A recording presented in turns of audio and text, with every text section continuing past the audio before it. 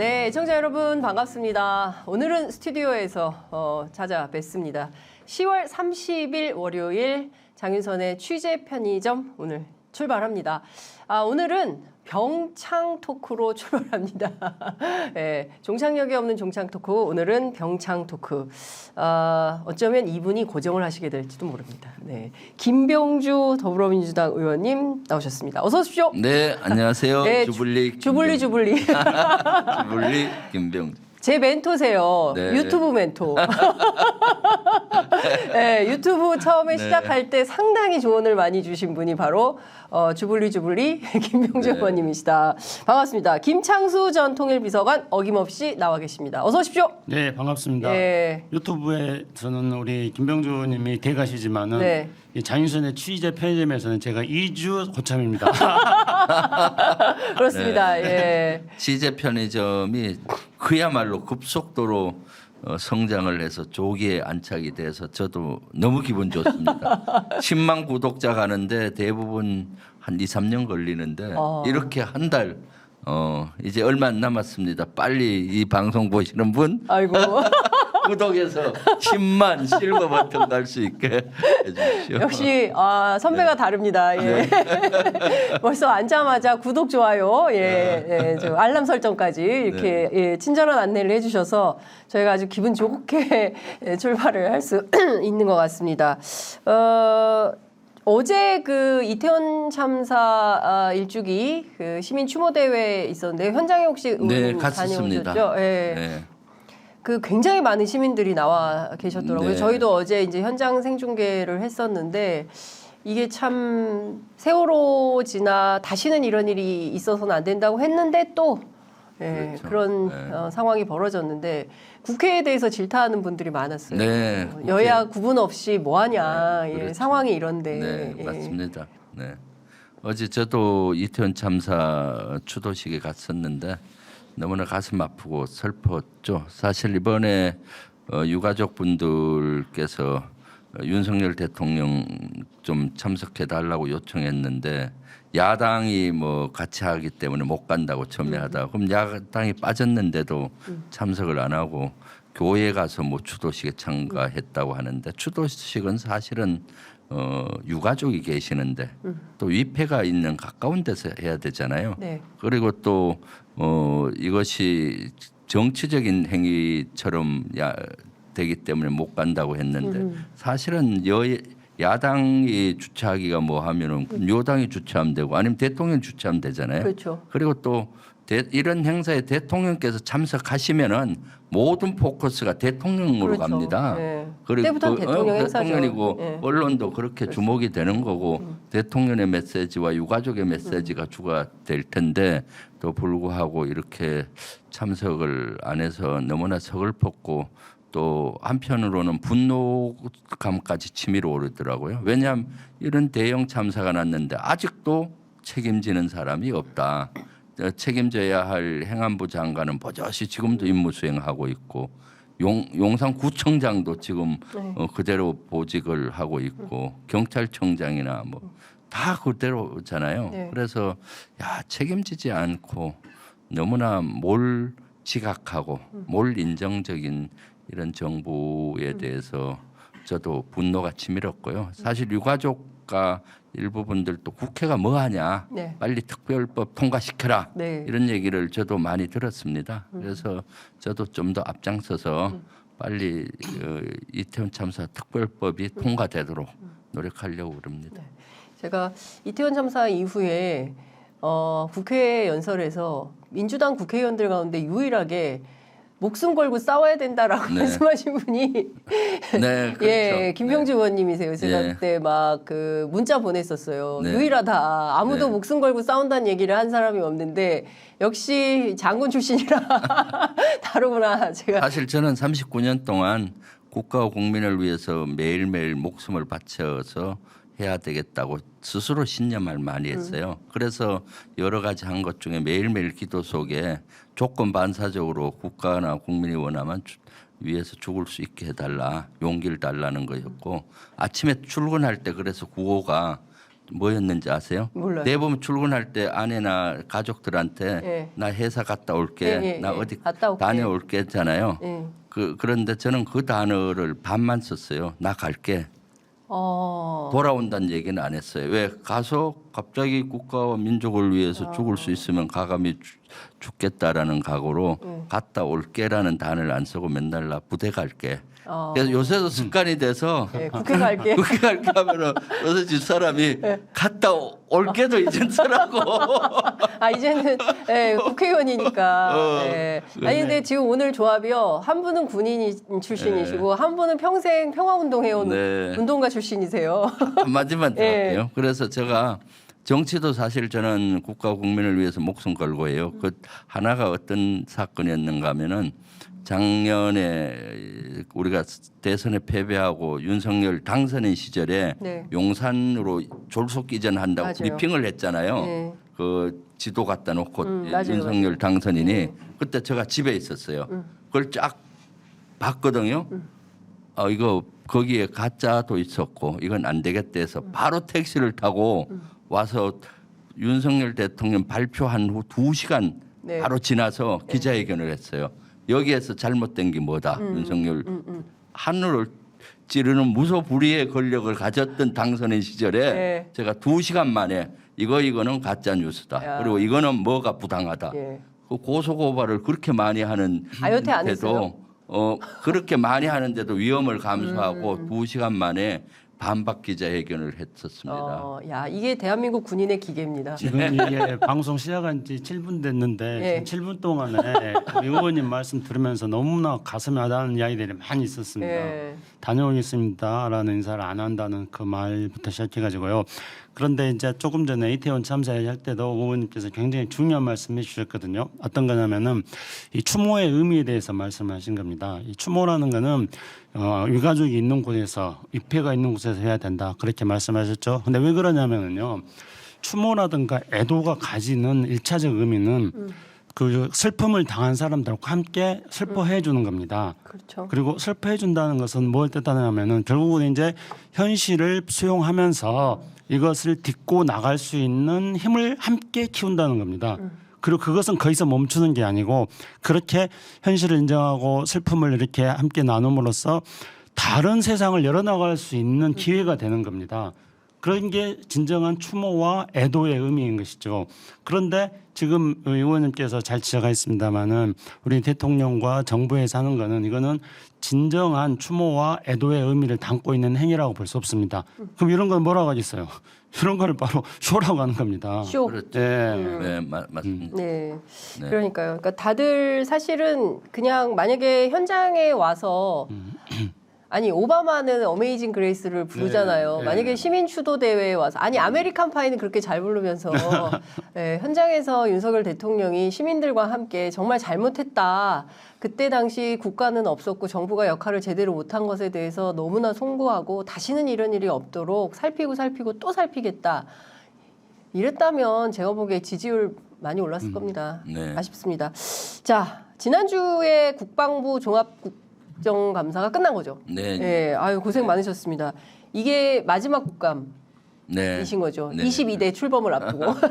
그렇습니다. 예, 그 목선 귀순 가지고 네. 상당히 막판까지 논란이 치열했습니다. 네. 근데 이게 보니까 우리 군 당국에서는 정상적인 작전 수행이었고 조치 잘했다. 네. 근데 의원님께서는 무슨 소리냐? 이게 무슨 솔직히 말하면 이남 34km 지점까지 내려왔는데 7시간 동안 군 당국 뭐 했냐 이런 비판하셨습니다. 이거 근데 잘 그 판단하기가 어려운데 실제로 어떤 일이 벌어졌던 거고 여기에서 우리 군 당국이 잘못한 것은 어떤 건지 우리 의원님께서 조목조목 짚어주실 거라고 기대합니다. 네, 이것은 사실은 경계 작전 실패고 합동 작전의 실패입니다. 그런데도 불구하고 그 당시 국방부하고 합참은 잘된 작전, 성공한 작전으로 둔갑을 시켜서 얘기하더라고요. 그래서 이것은 왜 잘못됐느냐 하면은 요 지도 한번 보시면은 네. 지도에서 요 위에 붉은색이 NLL입니다. 네. 북방 한계선. 요 위쪽은 북쪽이고요. 네. 북한 지역이고 남쪽은 우리 수역입니다. 그런데 NLL로부터 쭉 목선이 내려와서 34km 지점, 요 빨간 지점 있잖아요. 네. 이게. 빨간 지점까지 내려온 겁니다. 바로 속초 앞바다입니다. 아이고. 34km 지점에 내려왔을 때까지는 깜깜이었어요. 예. 역으로 추적해 보니까 이 한 7시간 정도 이상 걸렸겠더라고요. 그런 때까지 깜깜이었는데 요때부터 이제 추적이 된 겁니다. 그 레이더에 미상 물체로 추적이 됐고 네. 미상 물체가 추적이 돼서 해군에 알려줬어요. 네. 이상한 물체가 있는데 어떻느냐 하니까 해군에서는 우리 해군 레이더에는 그런 거 없다 하고 말아버린 겁니다. 에? 이상 물체가 있으면은 해군에서는 초계기라든가 네. 그 함정을 보내서 그 부분 확인을 했었어야 네. 되는데 그리고 또 육군 레이더에서 계속 확인을 하다가 그때가 05시 33분에 최초로 발견이 35분에 됐었고요. 네. 7시 정도 넘어서 이제 미확인 물체로 확인을 해서 통보를 됐고 그 시점이 이제 민간 어선이 7시에 발견을 하고 신고를 한 겁니다. 민간 어선. 그래서 해군 작전이 사실은 민간 어선의 신고를 받고 출동을 하게 된 거예요. 야. 그래서 출동을 하니까 해양 경찰도 그때 출동을 하잖아요. 네. 그래서 해양 경찰이 먼저 목선과 접촉을 해서 거기 기순자들을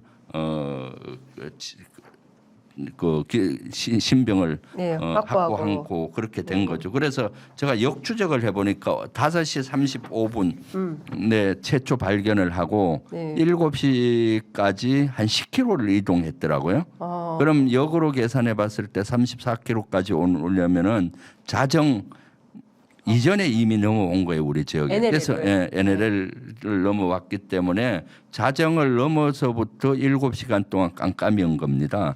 그 이 부근에는 05시 35분 빨간 점 이 지점에는 그 네. 당시 우리 어선들이 160척이 조업하고 있었어요. 주변에. 예, 만약에 무장 세력 아이고. 총을 갖고 있었다면은 또 침투하는 간첩이었다면 어떻겠습니까? 그 어선들 가까이 갔던 어선들 바로 피해가 나지 않았겠습니까? 그런데도 불구하고 성공한 작전이라 하는 것이 최초 만난 05시 35분부터 자기는 추적을 하고 이렇게 한 거예요. 지점을 얘기 안 하고. 네. 그러다 저한테 딱 걸린 거죠. 어디에서 최초 발견했냐 하니까 NLL 이남 34km라고 한 겁니다. 아, 그러니까 결과적으로 이거는 빼박이네요. 네, 국내 네. 경계 실패라는 게 너무나 자명하게 확인이 되는데, 예. 근데 너무 상식적으로 판단하기 쉬운데 군은 어떻게 이렇게 황당한 궤변이라고 표현을 하는 게 맞을 것 같은데. 그렇죠. 그 개변 이런 게 정신승리라고 해야 되는 거죠. 김창수 저 비서관께서 어떻게 보세요? 아니 이건 뭐 지금 우리 의원님께서 상세하게 설명해 주지 않으셨습니까? 네. 이 동해상에서 NLL이 군 이야기대로 굉장히 넓기는 합니다.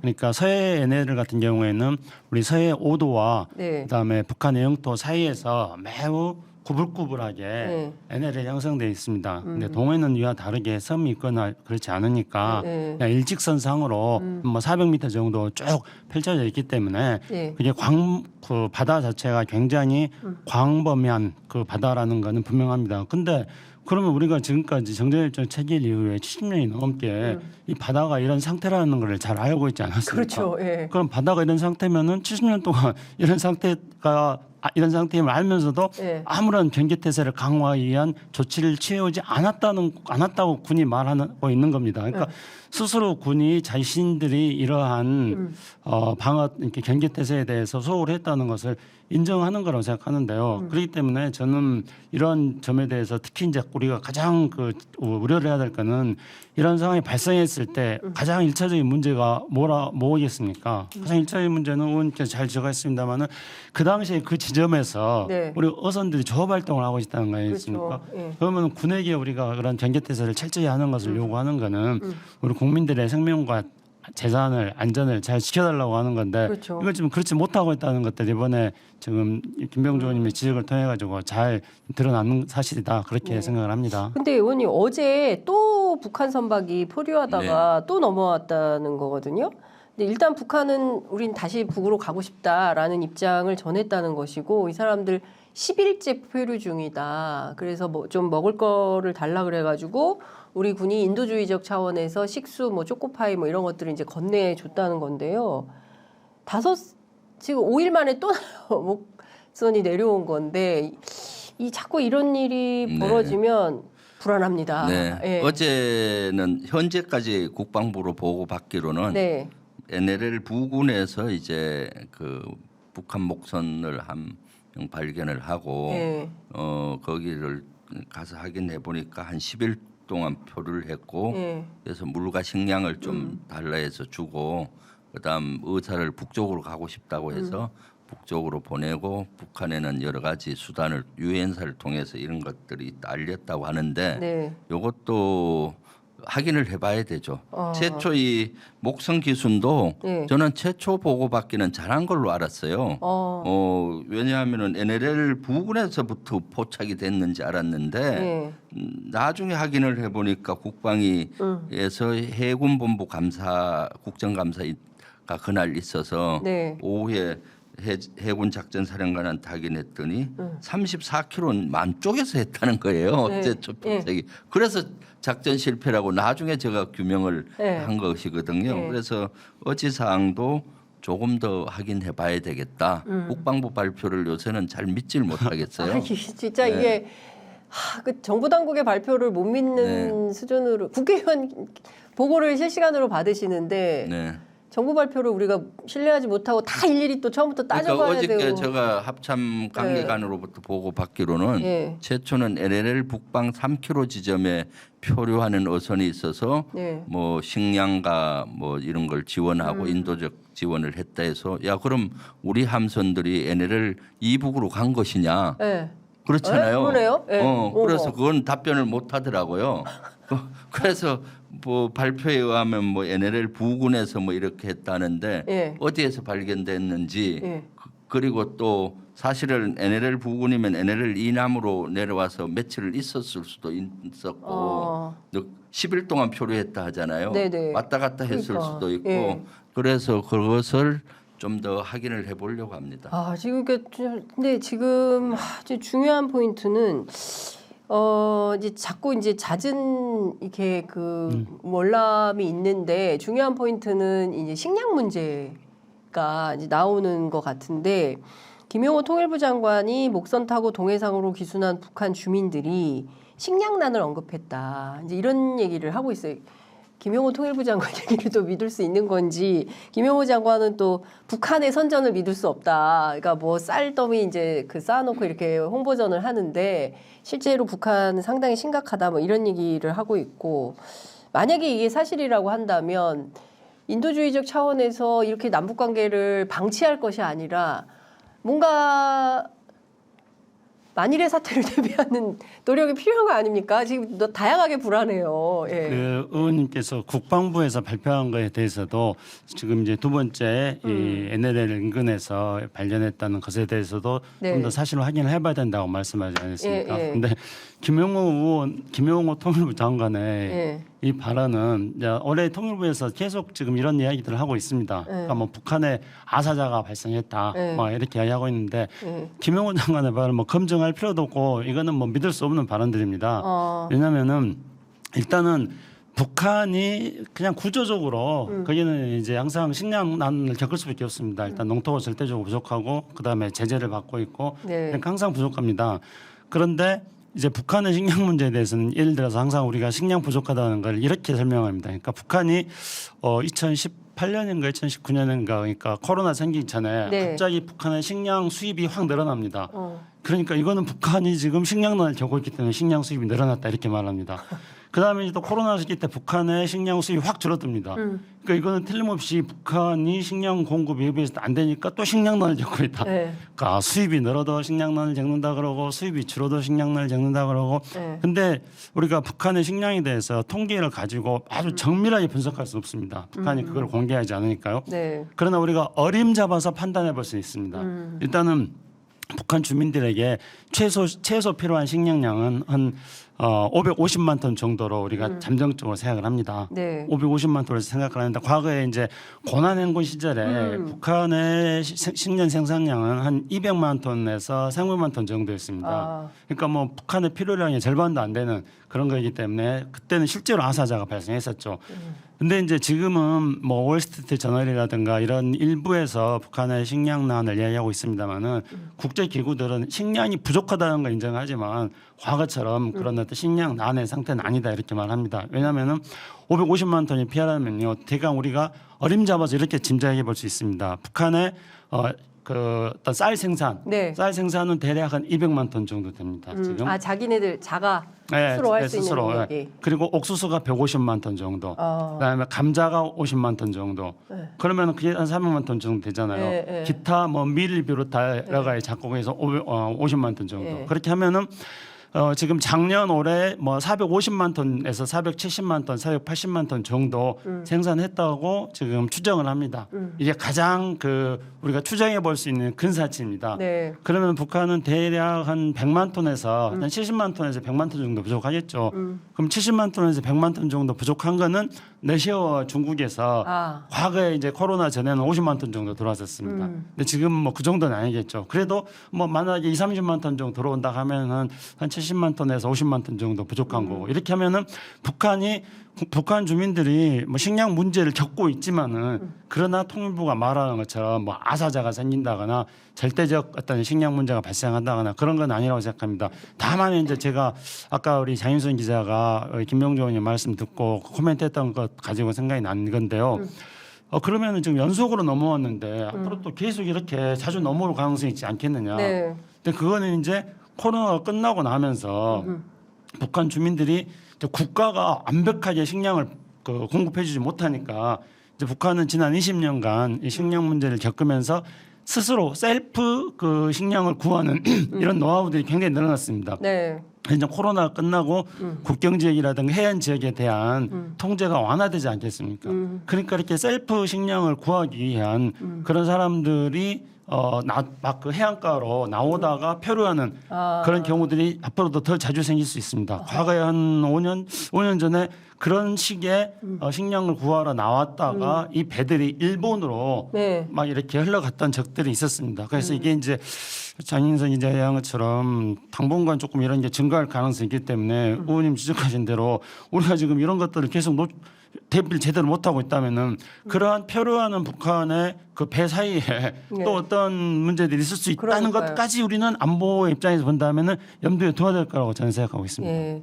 하여튼 북한 문제는 우리가 그냥 방치하거나 방관해서는 안 되고 항상 예의주시하면서 상황 관리를 좀 해야 될 필요가 있어서 저희가 좀 점검을 해봤고요.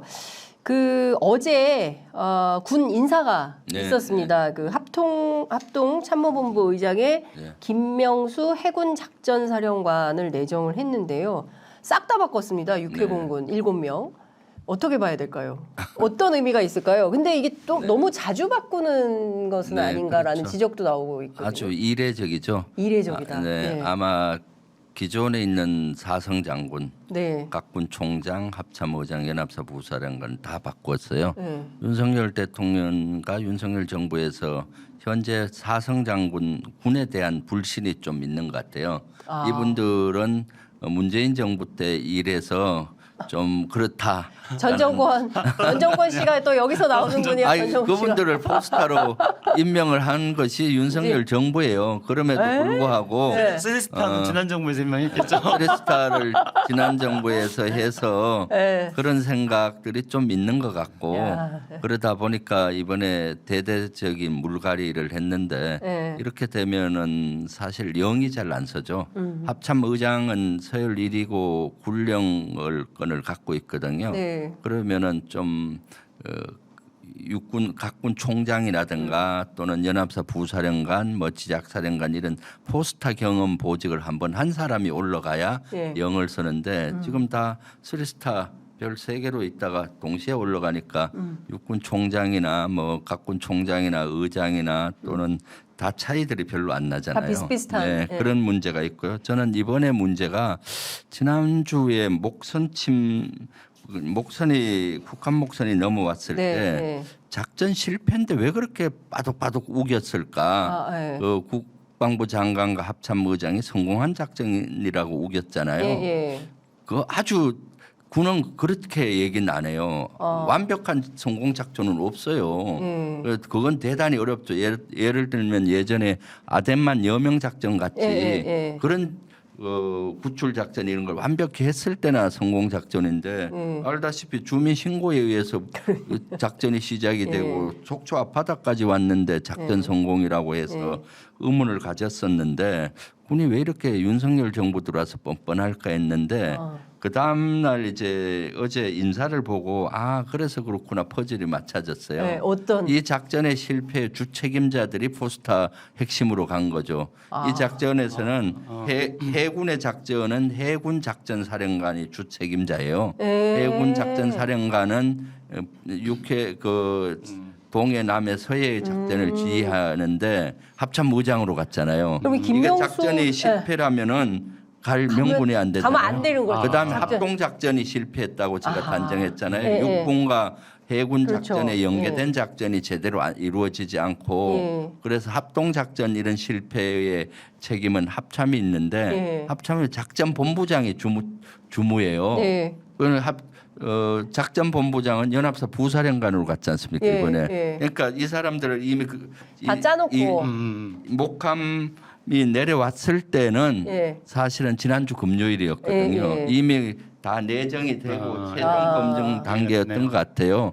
그런데 작전 실패로 되면은 다 자기들의 마음에 맞는 사람을 또 다시 바꿔요. 충분히 이해가 다시 됩니다. 검증이 되고 해야 되니까 너무 잘한 걸로 뻔뻔하게 돼야 되는 성공한 그렇지. 작전이라고 신원식 장관도 빡빡 우기고 합참의장도 막 우기고 군이 왜 이렇게 뻔뻔스러워졌지 했는데 일요일 날 이걸 보면서 아 그래서 그럴 수밖에 없었겠다. 퍼즐이 맞춰지는 거예요. 그러니까 이번 작전 인사에도 검증 그 대통령실의 인사 시스템의 검증이 무너졌다라고 보여지는 거죠. 이미 검증을 해놨더라도 문제가 생기면은 그걸 바꿔야죠. 다시 바꾸고 예. 검증해야 되잖아요. 예를 들면 이런 해작사령관이 합참의장으로 갔는데 앞으로 그러면 목함이 북한 목함이 NLL을 넘어서 한 속초 앞바다까지 온 거는 성공한 작전이니까 앞으로 그거 문책을 할 수가 없을 거 아니에요. 영이 안 서는 거예요. 그러니까요. 그럼 부하들이 뭘 하겠어요? 그러니까 앞으로 속초 봐라 당신 있을 때는 속초 앞바다까지 와놓고 성공했다는데 그러면 말이 안 우리는 되는 거죠. 그러니까 앞으로 면피가 이제 속초 앞바다 34km 7시간 안에 방어 못하는 거는 오케이 그 정도 괜찮아 이런 수준에서 출발을 해야 되는 상황이 되는 거네요. 네. 근데 지금 의원님이 분석이 저도 언론에서도 보지 못했던 저기 내막을 콕 찌르는 그러니까 숨기고 싶었던 내막을 콕 찌르는 그러니까 완전히 그 분석이신데. 들통났어요. 근데 이제 의원님이 사성장군 출신이기 때문에 이런 숨기고 싶은 것까지 꼭 집어서 파헤쳐 주실 것 같아요. 근데 저도 그 젊었을 때 뭐 별 2개 정도까지는 달아봤는데요. 제가 별 2개 달아본 입장에서는 사성장군의 분석을 도저히 따라갈 수는 없을 것 같은데 그저 뛰어나다, 탁견이시다고 이렇게 말씀드릴 수밖에 없는데요. 아니 여기서 얘기하는 별두개는 군대 별두개 아닌 것 같은데. 아니, 통일 비서관이니까. 통일 비서관이요. 그 별 말고요. 그 별 말고 감옥 갔다는 거 감옥 갔다는 얘기하는 것 같은데. 근데 이제 그 이렇게 장군 인사들을 마음대로 막 이렇게 하잖아요. 이제 북한에서 김정은이 그랬어요. 김정은이 자기가 군에 대한 통수권이 약하고 경험이 없으니까 막 그렇게 군 인사들을 수시로 막 계급장 떼다 붙여서 했거든요. 근데 북한하고 우리는 다르지 않습니까? 그렇죠. 우리는 민주주의 국가이고 의원님 말씀하신 대로 여러 가지 어떤 검증을 통해 가지고 그 사람들이 적격한 절차를 통해서 승진해 나가면서 그것을 바탕으로 해서 군의 영도 세워지는 것뿐만 아니라 군의 어떤 민주적 통제도 가능해지는 거고 사기도 진작되는 거고 그런 건데 우리 지금 하는 게 뭐 장군 인사를 그렇게 별을 한꺼번에 샥 떼버리고 이런 건 정말 어디선가 하는 것들을 많이 보고 하는 게 아닌가 이런 생각이 듭니다. 그러니까 지금 쓰리스타에서 삼성 장군에서 합참의장으로 바로 올린 케이스가 54년 만에 처음이다. 파격 인사다 이렇게 하는데 파격 인사 뭐 좋죠. 그렇지만은 바로 지난주에 작전 실패했는데 그 실패한 지휘관을 다시 의장으로 기용하는 것 이런 건 생각해 볼 문제인데 그것을 잘못됐는지 알면 바로 고쳐야 되잖아요. 그런데 바로 이렇게 계속 또 인사 시스템 자체가 지금 윤석열 정부에서는 마비되고 있지 않나 하는 그런 생각이 많이 근데 이제 듭니다. 앞서 의원님께서 윤석열 대통령이 지금 있는 군 인사에 대해서 마음에 안 들어한다. 싹 갈고 새로 인선을 한 이유나 배경이나 있을 것 같거든요. 그러니까 마음에 들고 안 들고는 좀 차치하더라도 이분들을 통해서 뭘 하고 싶으신 게 있으신 건 아니겠죠? 글쎄요. 네. 지난 그런 것 같지는 않고 네. 지난해부터 취임하고 나서 예. 본인이 사실은 졸속 이전했잖아요. 그렇죠. 용산. 같은 지역에 있지 않습니까? 네. 그러니까 더 자주 볼 것이고 네. 또 작년부터 안보 참사가 많이 일어났잖아요. 맞아요. 네. 무인기가 맞아요. 북한 무인기가 서울상공을 통과했고 네. 그때는 또 대통령실의 하늘의 울타리라는 비행금지 구역도 침범을 했었고요. 맞습니다. 그래서 경호 실패까지 돼서 곤욕을 치른 바도 있고 네. 현무2 미사일이 역으로 맞아요. 와서 큰일 날 뻔도 그러니까요. 하고 예. 또 이런 것들이 많이 일어나고 있었잖아요. 예. 그러니까 군으로부터 점수를 좀 따야 되는데 본인이 오히려 군의 이런 것들로 인해서 그런 거죠. 그리고 홍범도 장군 뭐 흉상 문제든 네. 뭐 최상병 문제든 뭐 이런 것들을 군이 다 커버해 주면 좋은데 해병대 그런 경우도 그러니까. 정언에 의하면 본인이 막 지시를 했는데 경로에서 해병대 대통령이? 그렇게 증언을 네. 했잖아요. 네. 해병대 전 사령 네. 전 수사단장이 대통령이 최상병 사건. 경로에서 했는데 그럼 그대로 가야 되는데 거기에 방기를 들고 뭐 이런 여러 가지 일들이 있으니까 군 지휘관들이 제대로 못한다는 그런 생각을 했을 수도 장악이 있고요. 잘 안 되고 네. 본인의 예컨대 이제 대통령의 어떤 군 통수권자로서의 입김이 군이 이제 딱 정확하게 받아서 잘 이행을 못하는 것에 대한 불만 이런 것들이 반영된 인사다 이렇게도 네. 발표. 근데 그것도 모순이죠. 왜냐하면은 지금 삼성 장군에서 사성 장군으로 진급하신 분들도 네. 투스타는 다 문재인 정부 때 달았을 거예요. 그렇죠. 그렇죠. 그리고 뭐 완스타는 박근혜 박근혜 정부 때 정부에서 달았을 달고 수가 쓰고. 예를 들면은 예. 사실은 군인은 사실 진보 정부가 들어오든 보수 정부가 들어오든 그 본연의 임무를 그렇죠. 충실히 하거든요. 예. 제가 아니, 39년 동안 예. 전두환 정권 때부터 계속 예. 군대 생활을 했고 본연의 임무를 했어요. 예. 그걸 정치적인 잣대로 뭐 이렇게 하는 것은 바람직하지 않는데 그러니까요. 군조차도 이렇게 인사를 이렇게 하니까 지금 앞으로 참 걱정이에요 안보가. 네. 그러니까 지금 사실은 뭐 진보 정부가 들어서든 보수 정부가 들어서든 나라 지키는데 큰 차이는 없잖아요. 없죠. 예, 똑같은 네, 일을 계속 하는 건데 네. 그걸 가지고 자꾸 이제 사람을 바꾸니까 더 큰 탈이 나는 것 그리고 같다는 이제 생각이 잘못하면은 진보 정부든 보수 정부든 군은 우리 국민의 생명과 재산을 지키는 안보에 관한 막중한 역할을 하고 있기 때문에 네. 국민들이 매섭게 질타를 합니다. 근데 이제 이번에 윤석열 정부가 지금 우리나라 국민들이 굉장히 윤석열 정부로부터 마음이 떠나가고 있잖아요. 네. 근데 마음이 떠나가고 있는 이유를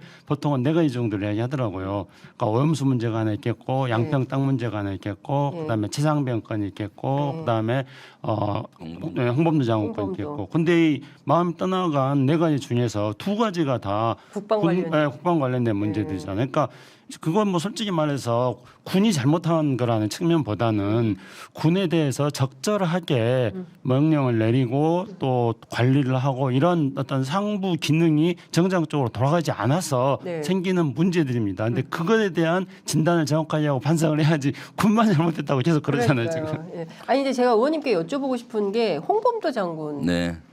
이 도대체 어떻게 된 겁니까?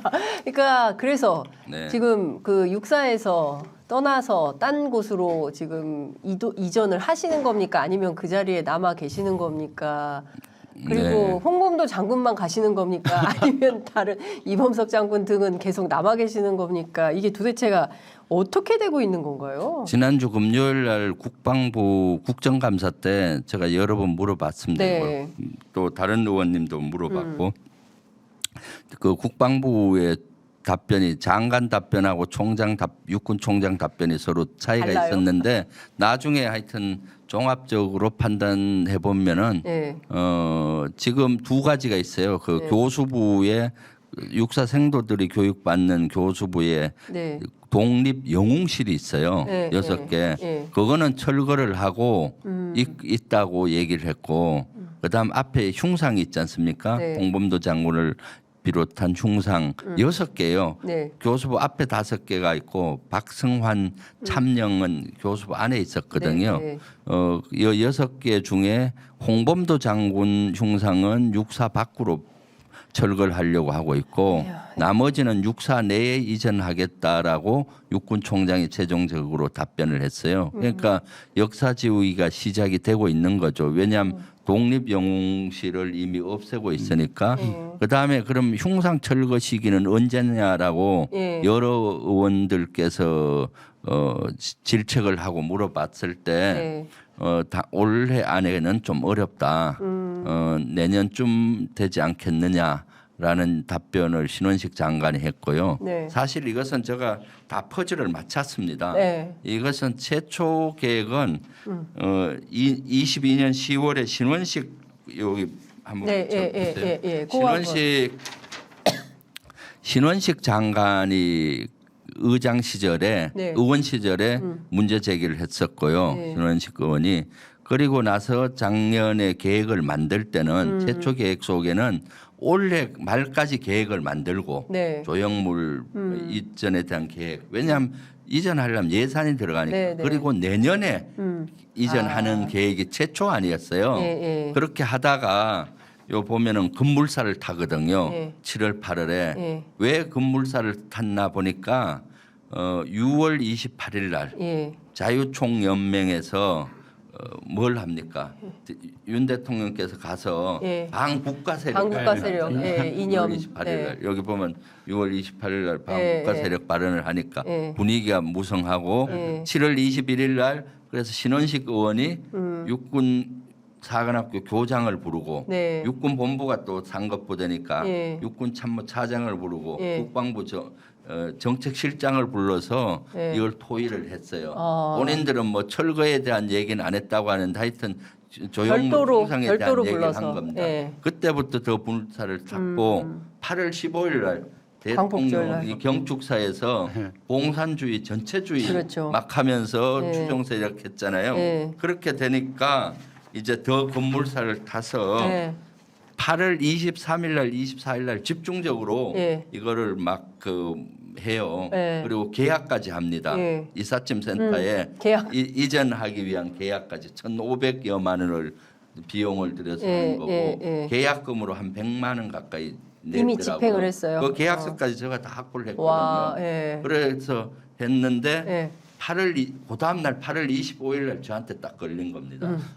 그날 국방위 전체회의가 열렸을 때 예. 제가 이걸 질의를 했었거든요. 예. 그리고 했을 때 이종섭 그 당시 국방부 장관은 네. 검토 중이라고 얘기했어요. 이미 이삿짐 용역까지 계약해놓고 아. 좀 거짓말이죠. 네. 그리고 25일 날 강복회에서도 기자회견을 했어요. 그러니까 그때부터 여론이 이게 무슨 말이야? 홍범도 예. 장관 예. 흉상을 왜? 옮긴단 말이야? 예. 막 하니까 9월 5일 날 해약을 한 겁니다. 그 이삿짐 옮기려고 센터에, 하는 예, 회사에 예. 용역 회사와 계약을 해지를 했죠. 그럼 계약금도 찍혔을 거고 그것도 제가 따져 물었었거든요. 네, 네, 그리고 네. 나서 지금 여론이 안 좋아지니까 지금 연말까지는 어렵지 않느냐.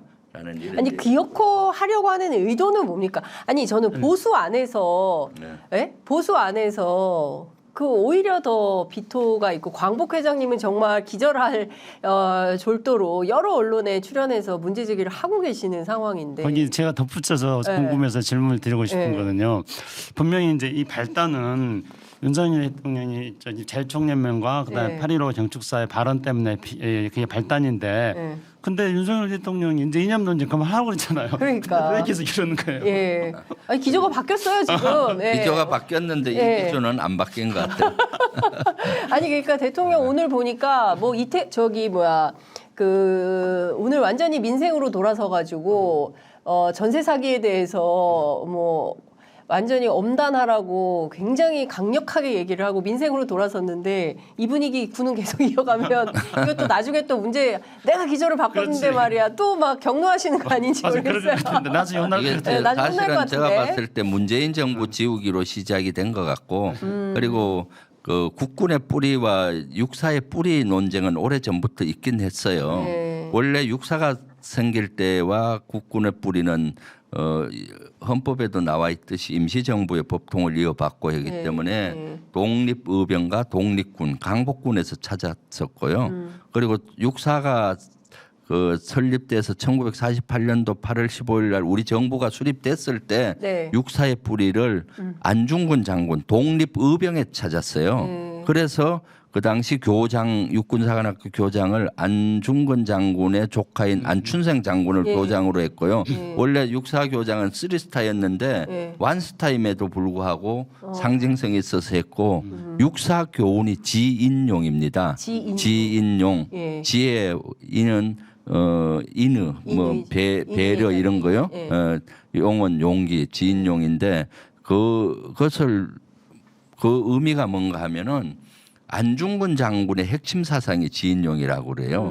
그래서 안춘생 그 당시 초대 교장께서 안중근 장군을 그 뿌리로 봤기 때문에 네. 지인용으로 이승만 대통령께 건의를 해서 이승만 대통령께서 확정을 했더라고요. 네. 그리고 또 그때도 육사는 나이 제한이 있잖아요. 네. 한 25세 네. 중반 네. 나이가 더 많으면 안 되니까 나이 제한이 있어서 그 법으로 안 돼서 특별법을 만들어서 강복군과 독립군 특히 신흥 무관학교생들을 받았어요. 왜냐하면 독립군 강복군들은 나이가 30살, 40살, 50세였을 거 아니에요.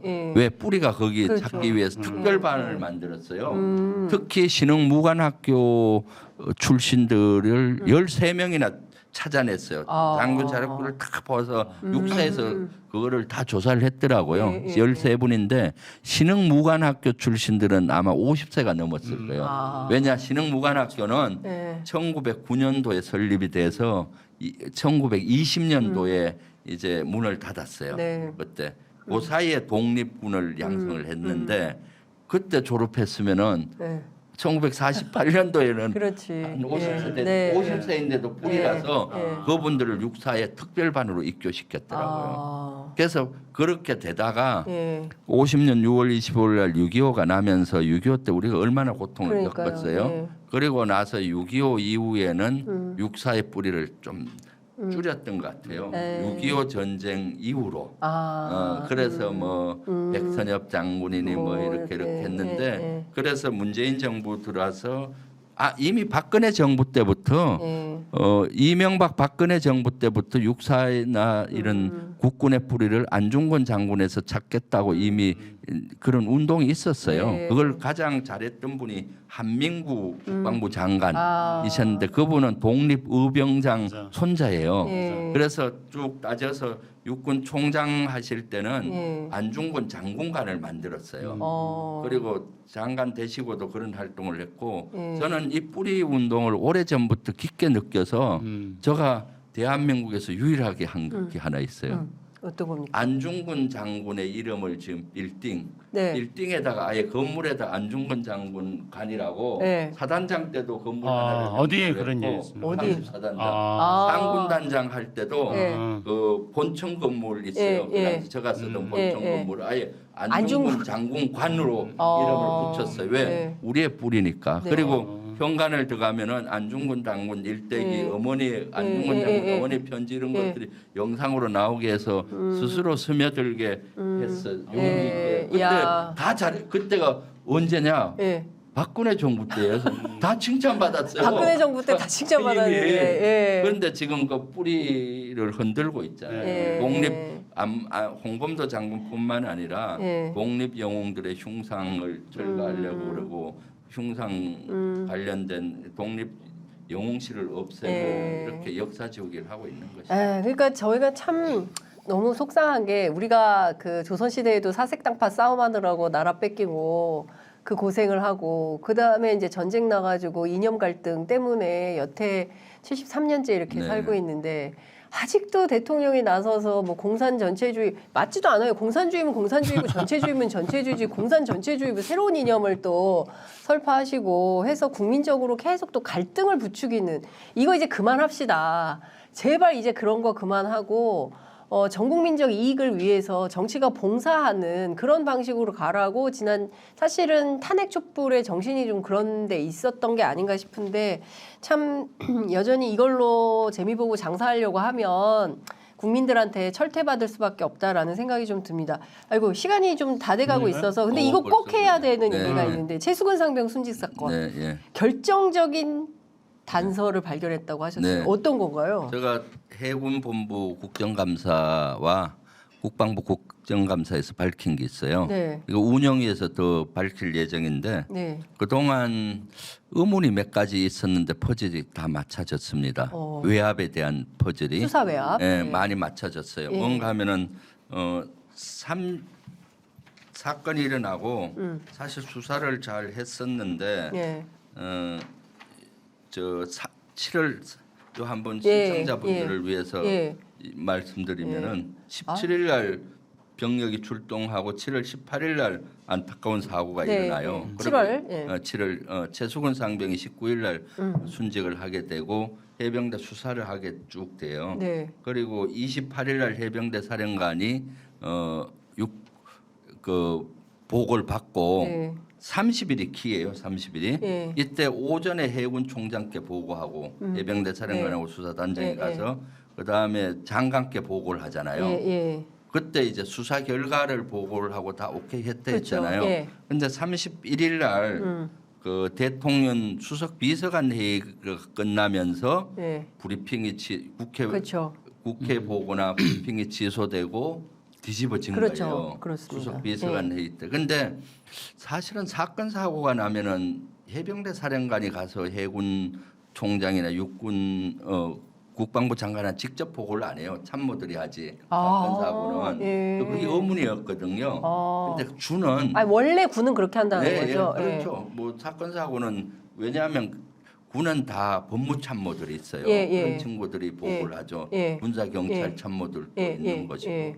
근데 그때 인사에 대한 보고를 했더라고요. 인사. 해병대 사령관, 해병 1사단장에 예. 보직 해임하고 다른 사람을 임명을 하기 위한 인사로 보여요. 그러니까 7월 31일 날 오전 11시에 대통령 주관 수석 보좌관 회의가 열리고 이 자리에서 보고를 이게 받는데 바뀌잖아요. 예. 바뀌는 이유가 예. 우리는 수사 결과만 빼라. 뭐. 왜 1사단장 구하기를 했냐. 그렇죠. 이게 예, 문제였잖아요. 예, 1사단장. 예. 그러니까 그 논의가 됐던 정황들이 속속 나와요. 왜냐하면은 예.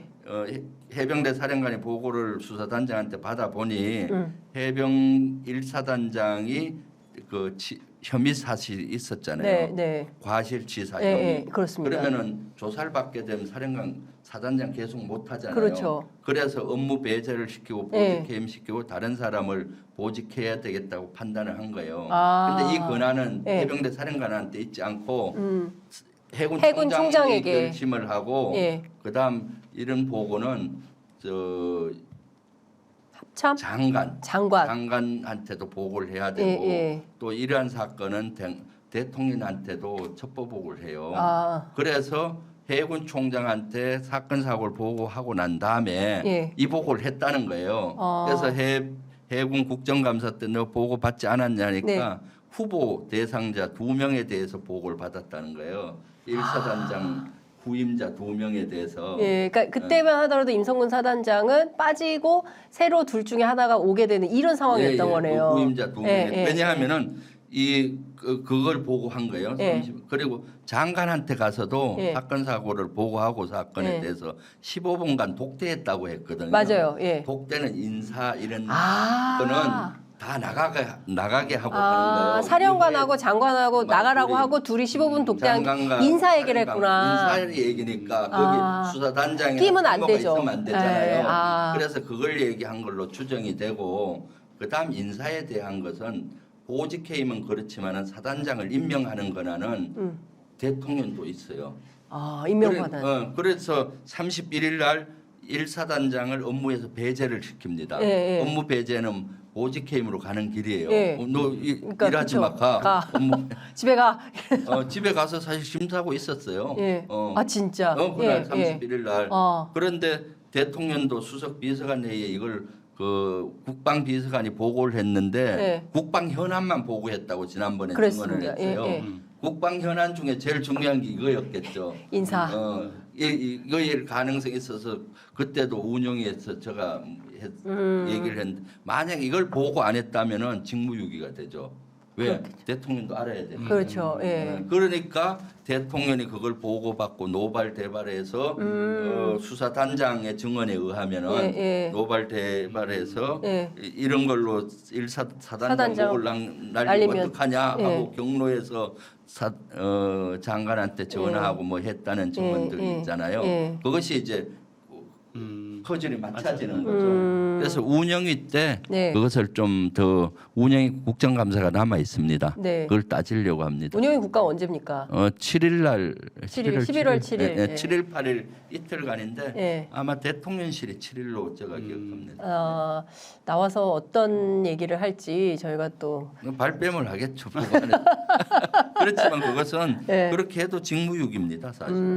왜냐하면 전투지휘관 사단장급 정도는 대통령이 결심을 해야 되는 거거든요. 예. 그러면 지금 이 정부는 직무유기가 너무 많아요. 직권남용도 많고 직무유기도 많고 너무 많아서 도대체 이 사건 사고들을 다 정리해야 하면 책 한 권이 될 것 같아요. 네. 그 퍼즐이 딱 맞죠. 그러니까요. 예. 저는 왜 그 사단장 구하기를 했을까? 그러니까 당연히 보고하니까 그렇게 생각이 다르니까 막 이렇게 예, 외압이 행사되고 그렇죠. 그러니까 수사에 대한 과실치사를 빼야 되잖아요. 예, 사단장 예, 살리려면 예, 예. 그러니까 수사 수사를 외압으로 이어진 이어진 거다. 그런 것들이 되는 거죠. 대통령실 계셔봐서 알잖아요. 예. 오늘 그 분위기를 그러니까. 안보실에서 계셨잖아요. 예. 그런 것만 보고를 하잖아요. 예, 맞습니다. 대체 맞죠 지금 예, 그리고 아까 그 목선을 꼭 은폐시키려고 했던 그 이면에 인사가 있었다는 것들을 그 내부 시스템을 충분히 이해하시기 때문에 꼭 집어냈는데 예. 이 실종 같은 경우도 그런 내부 시스템을 이해하시기 때문에 딱 예. 집어냈는 네. 이 가설이 제가 볼 때는 상당히 타당한 것 같아요. 그러니까요. 아니 예. 해군 총장이 네. 국정감사에서 예. 저한테 증언을 했어요. 예, 예. 무명 보고를 받았다고. 아. 그것도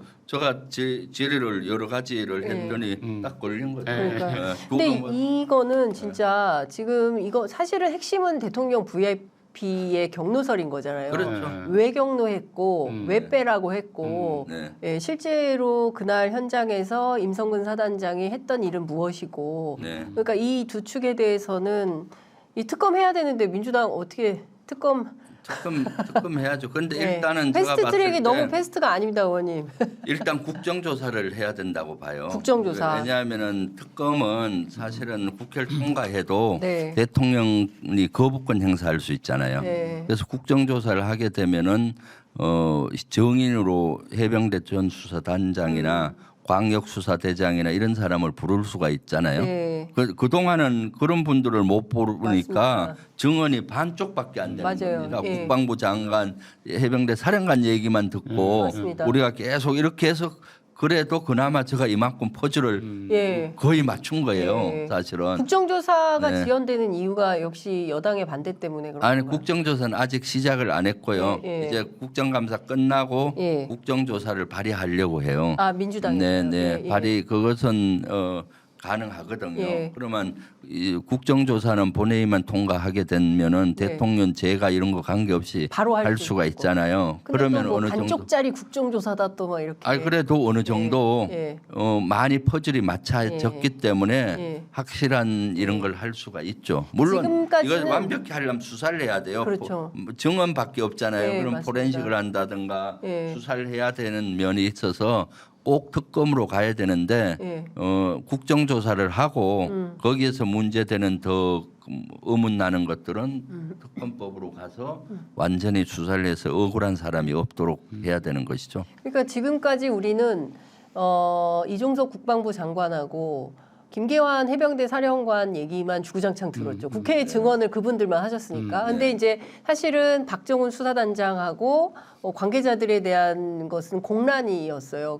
그 사사건건에 나와서 짧게 20분 인터뷰한 게 다고 그거 가지고 뭐 징계 밟고 막 이런 건데 여하튼 지금 상황에서는 민주당이 적극적으로 국정조사에 속도를 내면 그 절반의 진실을 이분들이 좀 나와서 해명할 수 있는 그런 자리라도 마련되면 좋겠다는 그렇죠. 생각이 좀 그리고 그 드네요. 당시 수해 복구 작업에 투입됐던 병사들 맞습니다. 중에서 전역을 했잖아요. 맞아요. 예, 현역일 예. 때는 그런 네. 경우를 네. 못했는데 예. 그런 분들 전역하고 바로 네. 그 사단장 1사단장 고소했잖아요. 그렇습니다. 그런 전역하고 그 분들을 이튿날 정인으로 또 채택해서 채택해서 그때 사항을 예. 여각 없이 이제는 예. 들을 수가 있는 거죠. 네. 그동안 현역으로 있으니까 예. 그런 인원과 접촉이 안 되잖아요. 네, 예. 네. 그러니까요. 와. 빨리 하면 좋겠습니다. 네, 하여튼 너무 그 국회 현안이 너무 많고 알고 싶은 진실, 이면의 진실이 너무 많은데 오늘 또 그 의원님께서 출연해 주셔가지고 네. 이렇게 또 설명을 잘해 주시니까 네. 정말 귀에 쏙쏙 박히는 설명들 현장에 와 있는 것 같은 그런 느낌이 좀 들었습니다. 아 보내드리기 싫은데.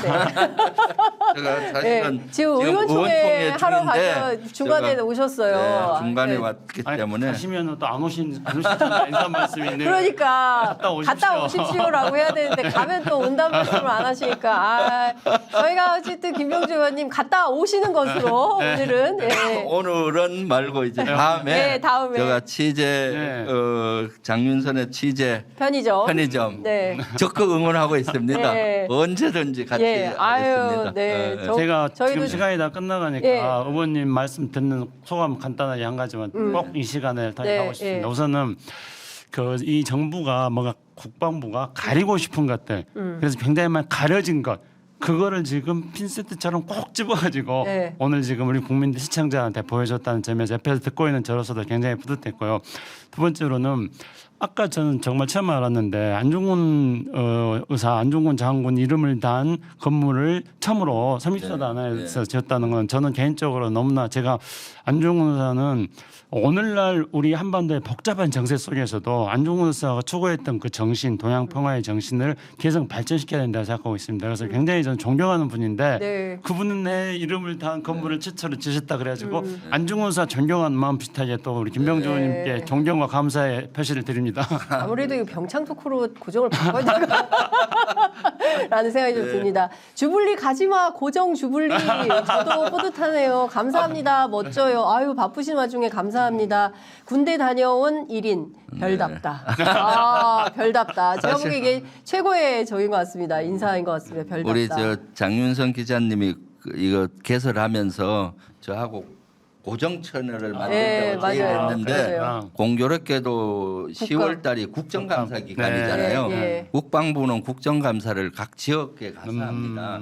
그래서 도저히 어렵고 국정감사 끝나면은 네. 한번 연구해 보자 했는데 이제 구독자 수가 엄청나게 늘어나서 저가 가면은 금방 20만 네. 터져요. 야 여기서 또 20만. 19만 3천 구독자의 유튜브입니다. 저희 하여튼 고정 자주배우 의원님 주불리 최고 고정해 주세요.